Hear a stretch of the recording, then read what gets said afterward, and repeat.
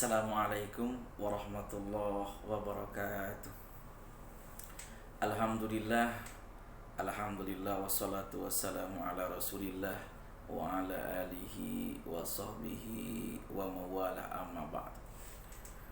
Puji syukur kita panjatkan kehadirat Allah Subhanahu wa taala yang mana alhamdulillah pada saat ini setelah ba'da maghrib, sholat maghrib berjamaah, alhamdulillah kita bisa bermuajahah, bisa kajian kembali dalam kajian kita kuning. Mudah-mudahan segala amal kebaikan kita terima oleh Allah Subhanahu wa taala, dan mudah-mudahan segala kekhilafan, kesalahan kita diampuni oleh Allah Subhanahu wa taala. Sebelumnya, marilah kita bersalawat kepada baginda Nabi kita Muhammad sallallahu alaihi wasallam. Mudah-mudahan dengan bersalawat kita kepada beliau, pada baginda Nabi kita Muhammad sallallahu alaihi wasallam, mudah-mudahan kita menjadi hamba-hamba yang dicintainya dan mendapatkan syafaatul uzma darinya, dan mudah-mudahan oleh Allah Subhanahu wa taala keberkahannya, yang lagi sakit Allah sembuhkan, yang lagi ada dalam kesulitan Allah berikan kemudahan, yang lagi ada dalam kesulitan Allah berikan kelancaran, berikan jalan keluarnya, dan dalam ini lagi usaha oleh Allah Subhanahu wa taala berikan rezeki yang banyak, dimudahkan, dilancarkan, dan diberkahi oleh Allah Subhanahu wa taala. Dan mudah-mudahan hidup kita ini penuh dengan keberkahan, dimudahkan dalam melaksanakan segala kebaikan, dan senantiasa dalam ridhonya dan lindungan Allah Subhanahu wa taala. Amin amin ya Allah ya rabbal alamin. Allahumma salli ala Muhammad ya Rabbi, salli alaihi wa sallim. Allahumma salli ala Muhammad ya Rabbi, salli alaihi wa sallim. Rabbi fanfa'na bi barakatihi wahdina al-husna bi hurmatihi. Allahumma salli ala Muhammad ya Rabbi, salli alaihi wa sallim. Allahumma salli ala Muhammad ya Rabbi, salli alaihi wa sallim. Rabbi fanfa'na bi barakatihi wahdina al-husna bi hurmatihi. Allahumma salli ala Muhammad ya Rabbi, salli alaihi wa sallim. Allahumma salli ala Muhammad ya Rabbi, salli alaihi wa sallim. Rabbi fanfa'na bi barakatihi wahdina al-husna bi hurmatihi. Allahumma salli ala Muhammad wa ala alihi wa sahbihi azmain. Jamaatul muslimin wal muslimin, siswa-siswi SMP Al-Musinin, pada malam ini kita akan kajian kitab Safinatun Najah dalam bab tabtulus shalah, yaitu tentang hal-hal pembatal-pembatal sholat. Pada kajian-kajian yang lalu kita tetap membahas tentang syurutus shalah, arkanus shalah, dan sekarang kita akan bahas tentang tabtulus shalah, hal yang membatalkan sholat. Coba lihat kitabnya.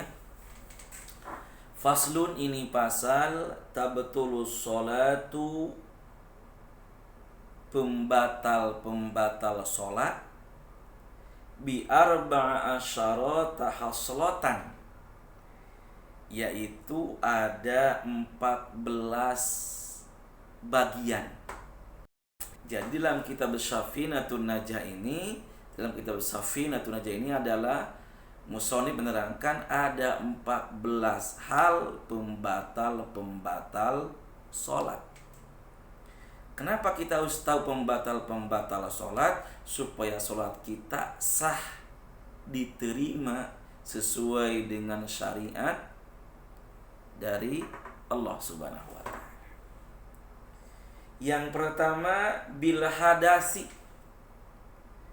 karena terkena hadas. Kalau kita lagi sholat, kita kena hadas, atau kita kencing lagi sholat, atau mau buang air besar, nah maka sholatnya batal, karena ada hadas kecil ataupun hadas besar, maka sholatnya batal. Kalau kita kena hadas, ada hadasnya, maka sholatnya batal. Contohnya lagi Allahu Akbar, lagi baca Fatihah, Alhamdulillahi Rabbil Alamin, Ar-Rahmanir Rahim, Maliki Yaumiddin, Iyyaka na'budu wa iyyaka nasta'in. Kentut. Maka sholatnya batal. Atau lagi ruku, keluar buang angin, nah sholatnya batal. Hadasnya ada, kena hadas, maka batal sholatnya, harus wudu kembali, kemudian sholat, diulangi sholat. Itu nomor 1. Jadi pembatal sholat itu adalah kena atau ada hadas besar, kecil atau besar. Yang kedua, wa biwuqu'in najasati, atau kita lagi sholat itu kena najis, ilam tulqa halan bi ghairi hamlin, najis itu tidak hilang dengan sendirinya. Sholat tadi itu Allahu Akbar, kena najis badan baju kita, dan najis itu tidak hilang dengan sendirinya, tetap aja nempel di kita nih, nempel di baju kita atau di tempat sholat kita, sejadah kita, di baju kita, kena di celana kita najisnya. Nah, maka sholatnya menjadi batal. Diganti dulu bajunya, celananya diganti dulu, karena kena najis. Itu yang kedua. Yang ketiga, wa inkisyafil aurati, terbukanya aurat, ilam tustar halan, dan apabila terbukanya aurat itu tidak bisa tutup kembali. Contohnya lagi sholat Allahu Akbar, nah bujal kita, di bawah bujal itu, di bawah pusat kita kelihatan, tutup kembali. Tapi kalau senantiasa terbuka kelihatan di bawah itu, maka batal sholatnya. Kenapa? Karena terbuka aurat. Perempuan lagi sholat pakai mukena, lagi ruku Allahu Akbar, robek nih, seret ke bawah sampai kelihatan badannya, nah, maka sholatnya batal. Kenapa? Karena terbuka aurat. Ingat, aurat perempuan dalam sholat adalah seluruh badan, dari ujung kepala sampai ujung kaki, kecuali muka dan telapak tangan.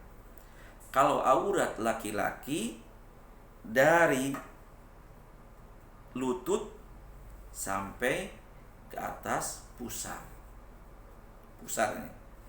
Berarti kalau kita lagi sholat kebuka di atas, di bawah pusar sampai lutut kita, itu makanya kalau nggak bisa tutup lagi, batal sholatnya. Makanya kalau sholat itu lihat dulu, ke sarung bolong nggak, ke celananya sobek enggak, sehingga apa? Sehingga tidak memperbaharui atau tidak membatalkan sholat kita. Jadi pembatal sholat yang ketiga adalah terbukanya aurat, maka batal sholatnya. Yang kelima, wa nutqin biharfaini, lagi sholat mengeluarkan omongan Allahu Akbar waladdallin, contohnya bukan lafaz amin yang dibacanya, lafaz yang lain, atau semoga Allah mengabulkan, gak bisa, sholatnya batal. Karena apa? Mengucapkan dua huruf atau lebih huruf mufhimin amadan. Nah, dia mengucapkannya itu dengan sengaja, bukan maghrib maghdubi alaihim waladdallin, berkata amin, bukan, tapi aman mengabulkan, dengan sengaja ngomong itu tuh. Nah, maka sholatnya batal. Kenapa? Mengeluarkan suara atau huruf atau kata-kata yang bisa dipahami, yang kata itu mengandung arti. Lagi sholat Allahu Akbar, ada orang yang lewat, jangan batal sholatnya. Kenapa? Karena mengeluarkan suara, mengeluarkan perkataan yang bukan bacaan sholat, sholatnya batal. Itu yang keempat. Yang kelima, wabil muftiri amadan, yaitu makan secara aja, makan sesuatu Allahu Akbar sudah makan, ada makanan tanggung ya di sini, simpan nih, sukro contohnya deh. Nah, sholatnya batal, gak boleh lagi sholat itu makan. Itu yang keenam, wal akli kasirin nasian, ini juga makan walaupun lupa, makanya tidak boleh. Misalnya di gigi nih, di gigi itu ada makanan yang nempel di gusi, lagi kita sholat Allahu Akbar, lagi baca Fatihah, aduh, dan nempel nih, mau dibuang tanggung nih, kita masuknya ke tenggorokan, langsung ditelan sama kita, batal sholatnya. Kenapa? Memasukkan sesuatu makan, batal sholat. Walaupun itu dengan lupa, lupa. Ya apa? Maka disunahkan kalau sebelum sholat itu berwudu berkumur-kumur dulu. Fungsinya itu menghilangkan kotoran-kotoran di dalam mulut kita, bersih. Seperti tidak ada sesuatu yang membatalkan sholat. Tadi itu ada makanan sampai telan langsung dalam. Nah, itu bisa membatalkan sholat. Seterusnya, awsalah sati harokatin mutawaliyatin, yaitu pembatal sholat itu yang ketujuh adalah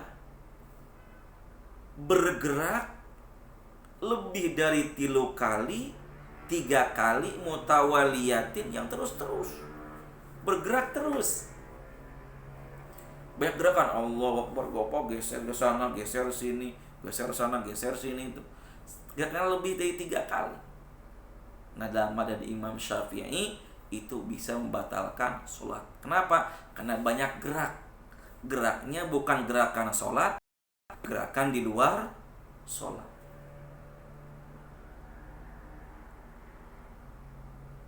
Nah, tapi boleh bergerak dengan ada tujuannya. Contohnya kita lagi sholat Allahu Akbar, ada orang yang mau lewat kita nih, orang mau lewat ke depan sholat, kita halangin, itu gak apa-apa, karena ada maksudnya, halangin begitu. Atau kita ada kita lagi di barisan tuh, di samping kita tuh batal, wudunya keluar, kita geser. Nah, gerak itu gak apa-apa, gak membatalkan sholat. Tapi kalau geraknya tidak ada maksudnya, geraknya itu lebih dari 3 kali, maka sholatnya batal sholat. Itu yang ketujuh. Yang kedelapan, wal wasbatil fahisyah. Lagi sholat lompat-lompat, contohnya tuh lompat-lompat sholat, lagi sholat, nah itu batal sholatnya, gak boleh. Dalam sholat itu gak boleh. Yang 9, wadarfatil muftiratin, atau memukul dengan keras. Nah itu gak boleh dalam sholat. Tidak boleh bergerak gerakan yang bukan di luar sholat. Yang sholat Allahu Akbar mukul orang atau apa gitu. Nah itu gak boleh, sehingga sholatnya menjadi batal. Seterusnya, waziyadati ruknin fi'liyin. Nah, menambah-nambah rukun fi'li dalam sholat, amad dan sengaja. Allahu Akbar habis Fatihah, amin, baca Fatihah lagi, itu gak boleh. Atau lagi karena kita mentang-mentang kita kuat, habis ruku Allahu Akbar, ruku lagi. Itu gak boleh, menambah-nambah rukun fi'li dalam sholat, gak boleh, batal sholatnya. Ya. Seterusnya, wataqaddumi ala imamihi biruknaini fi'liyaini.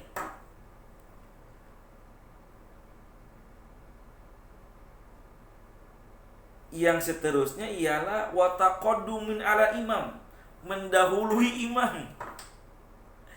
Imam belum ruku, udah ruku duluan. Imam belum sujud, udah sujud duluan. Nah, itu bisa membatalkan sholat. Tidak sah sholatnya. Karena kita ada keperluan, kalau imam belum ruku, langsung ruku, nggak bisa. Ya, sholatnya batal. Sholatnya batal. Terus watakhallufi bihima bi ghairi udrin. Atau kita terlambat dalam rukun fi'li dalam sholat, rukun fi'li bi ghairi udrin, tidak ada udurnya. Imam sudah baca, udah ruku, kita diam lagi aja, baca lagi surah yang lain, gak boleh, melambatkan dan mengikuti imam, jadi batal sholatnya, tidak sah sholatnya.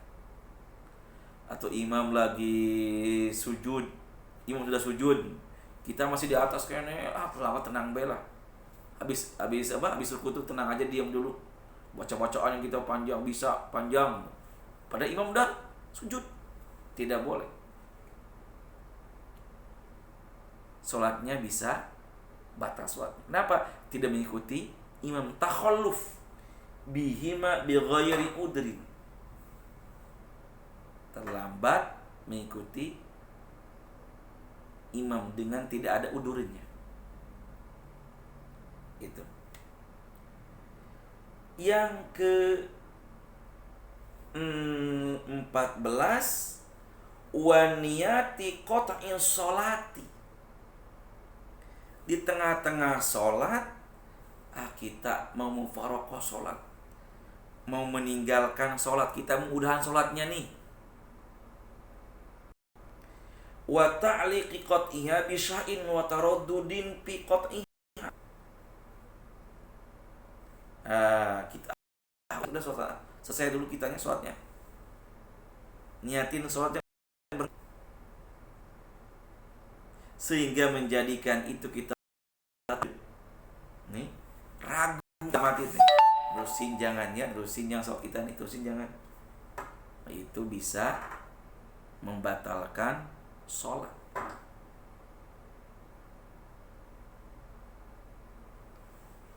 Hadirinul hadirat jamaatul muslimin wal muslimat, santriwati SMP Al Muslimin. Nah, kenapa sekian penting kita harus paham ini? Karena sholat itu adalah penting dalam kehidupan kita. Penting apalagi buat orang muslim yang sudah balik dan baligh. Karena dari sholat itulah mulai ada perbaikan dalam kehidupan kita. Ya pokoknya jaga sholatnya supaya sholatnya kita diterima oleh Allah Subhanahu wa ta'ala. Makanya harus jaga dari hal-hal yang dapat membatalkan sholat kita. Hadirin wal hadirat jamaatul muslimin wal muslimat, mudah-mudahan ini bermanfaat. Sekian dulu, insyaallah besok malam kita lanjutkan kembali.